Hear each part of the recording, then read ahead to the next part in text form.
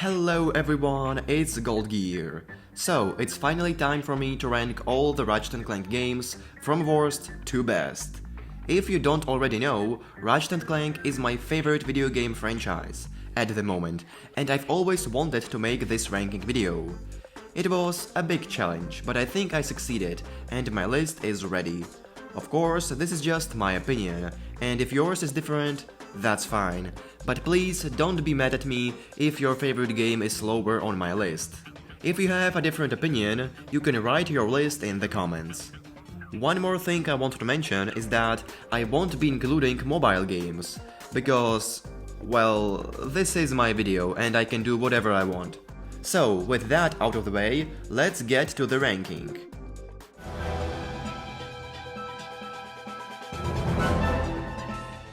At number 14, I have Ratchet and Clank Full Frontal Assault. This was a pretty obvious choice for me, as this game is quite different from the classic RNC games.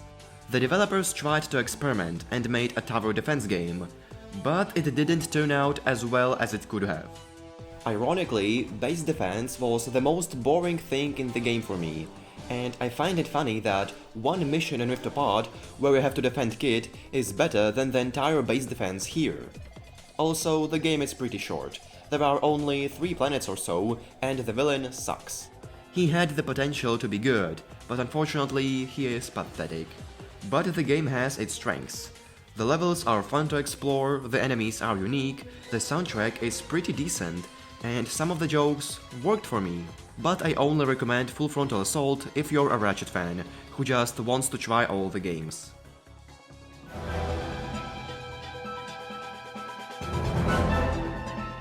At number 13, I have Ratchet and Clank All for One. Another game that is really different from its predecessors. This time you can play with your friends, if you have any, which can be a lot of fun, but I prefer when you can control the camera and explore the levels as you please, and not just go through linear paths. The story here is also pretty weak, and the villain sucks too. But I have to say that I really enjoyed the interactions between the 4 main characters, especially the dialogues between Nefarious and Quark. They are comedy gold. The visuals of the levels are usually stunning, and I really like the variety of enemies, but unfortunately it's not a game that I would play once a year.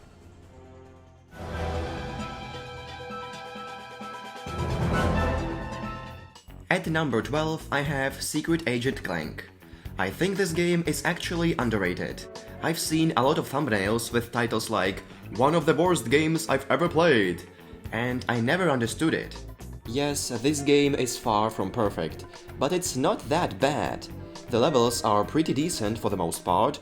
I enjoyed Clank's unique arsenal, playing as Quark was awesome, and he is hilarious as usual, and Ratchet's gameplay in prison is pretty creative too. Yes, the story doesn't make sense, and some parts of the game are really boring, like following Kingpin on Mirrorgnosis or all of the QuickTime events. But honestly, I'm having a pretty good time with this game. What do you think about it? Do you hate it or not? Write it in the comments.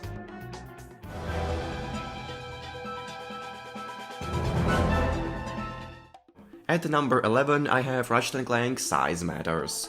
This is probably the most creative RNC game. I mean, in what other game can you shrink yourself and penetrate Clank? Alright, let's get all the negatives out of the way. My biggest problems are probably the clumsy controls, weird camera, and weak weapons. Other than that, the game is pretty decent. The levels are quite well thought out and memorable, collecting pieces of armor and combining them is fun, there are some really interesting gadgets, and the soundtrack slaps hard. It's not the best game out there, but I think you will have a good time playing it.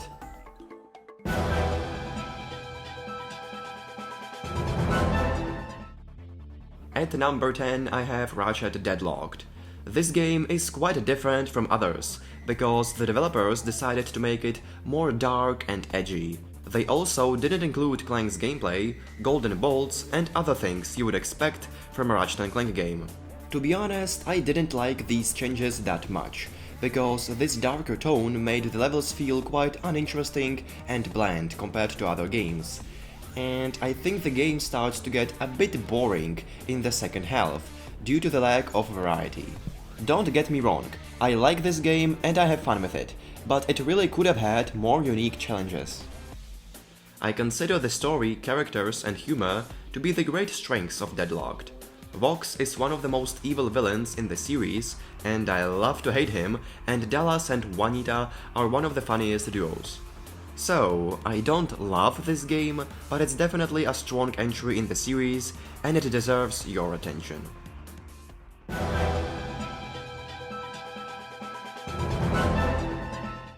At number 9 I have Ratchet and Clank Quest for Booty. This game is short, which is a shame, but the levels are actually great. Hulefar Island is such a cool place to explore, and I generally love pirate-themed things.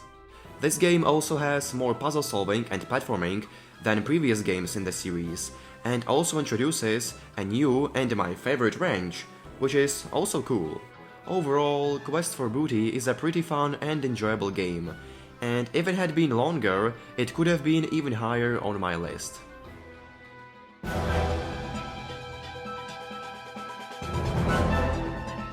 At number 8 I have Ratchet and Clank 2 Going Commando. I know a lot of people consider this game to be one of the best in the series, and might be surprised to see it only at number 8. Before you start writing hate comments, let me explain. I think this game does a lot of things right.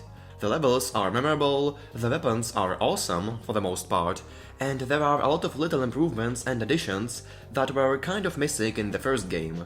However, there are a lot of things that I just don't like. For example, the arenas are pretty boring, exploring the deserts is even more boring, fighting the boss on Snivellag is the most boring thing ever, and space sections are pretty boring too. And I could go on. The game has a lot of amazing missions, but unfortunately, due to a lot of stuff that I don't like, I played much less than many other games in the series. Also, there are quite a few problems with the story and characters, and I'm a little surprised that I haven't seen more people discussing it. This topic definitely deserves its own video in the future. So yeah, I put Going Commando in 8th place. Let's move on.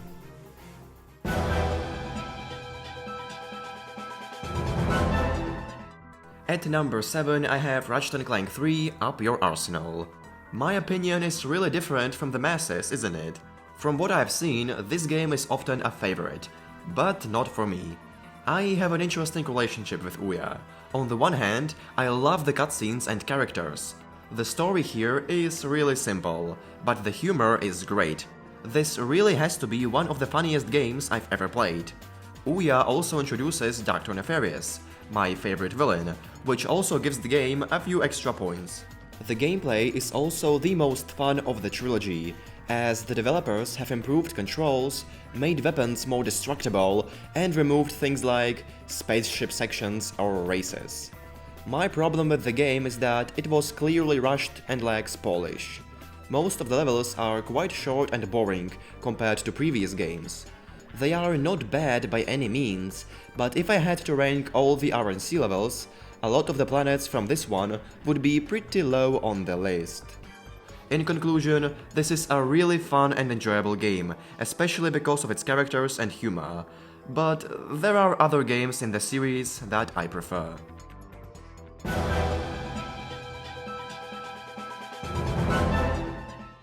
At number 6 I have Ratchet and Clank Into the Nexus. I think this is the most underrated game in the entire franchise. Yes, it's shorter than most other RNC games, which is kind of a shame, but the stuff that is in the game is great. Into the Nexus has some of my favorite planets, one of my favorite gadgets, one of the greatest arsenals, possibly my favorite Clank sections, the best battle arena, and probably the best main theme. There are issues too, such as the frame rate, small number of characters, and of course the length. But I don't care, because I just really love this game and its unique atmosphere. If it had at least 2 more planets, it could have been much higher in this ranking. So, if you didn't really like this game, I advise you to give it a second chance.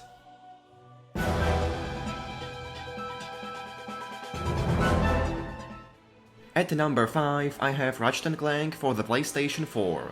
A lot of fans seem to hate this game, and I can't blame them, because the story and characters suck. The story is especially bad compared to the original game that this reboot is based on. However, there is one small thing about it that is so good that it made me rank this game so high, and that thing is the gameplay. The controls are almost perfect, the arsenal is great, and the levels, which were taken from the original game, have been improved with several new additions. So yeah, the characters are weak, and that's a pretty big deal, because these characters mean a lot to me. But the fun gameplay is still probably the most important part of the game, so that's why this reboot is so high on my list.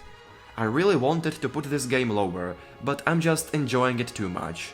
If Into the Nexus had been longer, or Up Your Arsenal more polished, they would have been above this reboot, but they are not. So the reboot remains in the 5th place.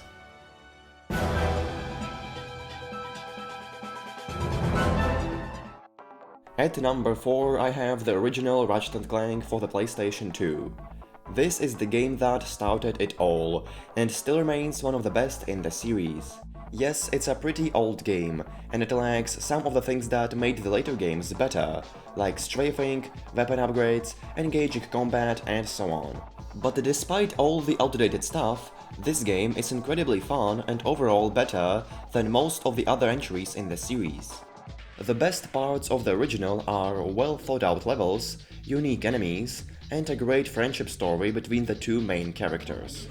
I always get teary-eyed when Ratchet comes back for Clank at the end and wants to fix his arm. The original just has a great vibe that makes me play it at least once a year.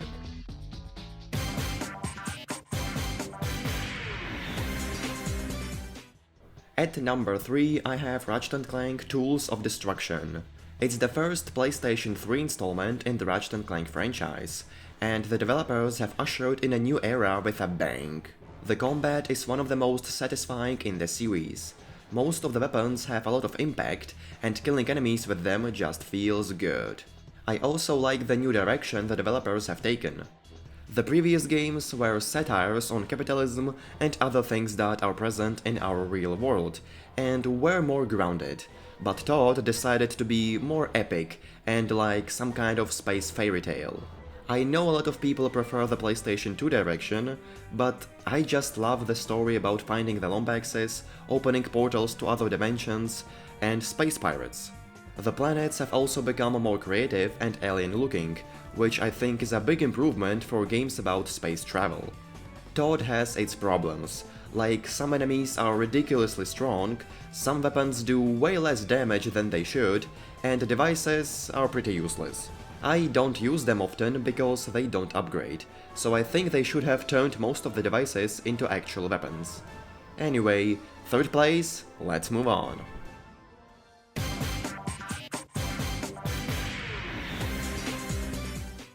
At number 2, I have Ratchet and Clank A Crack in Time.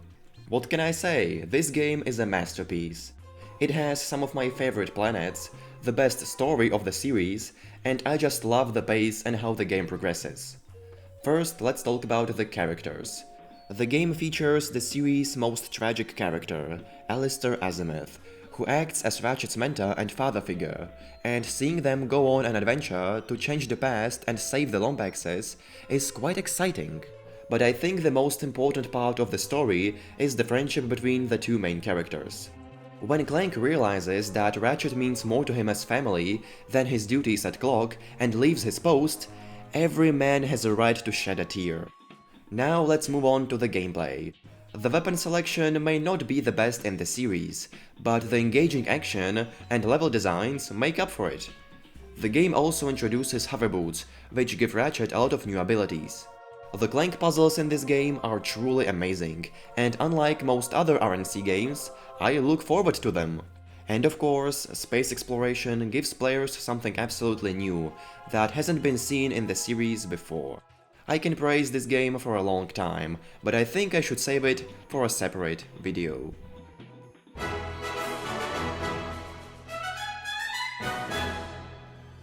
And at number 1 I have Ratchet and Clank Rift Apart. This game takes almost everything that worked well in the past and makes it even better. The combat is the most engaging of the series, thanks to new moves like Phantom Dash that allows you to dodge projectiles, a great layout of the battlefields, great combinations of different enemies attacking you, and some intense action sequences. Rift Apart has my favorite planets of any RNC game, because they aren't just regular levels. They feel like real planets with different inhabitants that have their own unique problems to solve. Each planet has its own minor story, such as finding and fixing the Fixer on Torren 4, or saving Blizzard Prime from being destroyed by a giant drill. The overall dimensional travel story was also decent. I love the inclusion of alternate versions of familiar characters. Each of them were great. Pierre in particular was funny, Kit was adorable, and Emperor Nefarious was, well, nefarious. Unfortunately, this game has occasional issues, like the lack of polish. For example, there are too many invisible walls where they shouldn't be, or minor glitches here and there. But overall, this game is incredibly fun and I can play it over and over again, which is the best achievement a game can get. So, that was my ranking of all the Ratchet and Clank games to date. It should be noted that my opinion may change over time, but for now, this is my list. Do you agree with this ranking? If your list is different, be sure to write about it in the comments. I will be happy to read them all. I hope you enjoyed this video, and if you like Ratchet and Clank, please leave a like, subscribe and hit the bell, so you don't miss any new riveting content. I am Gold Gear, thanks for watching, and stay gold. I feel very close to you right now.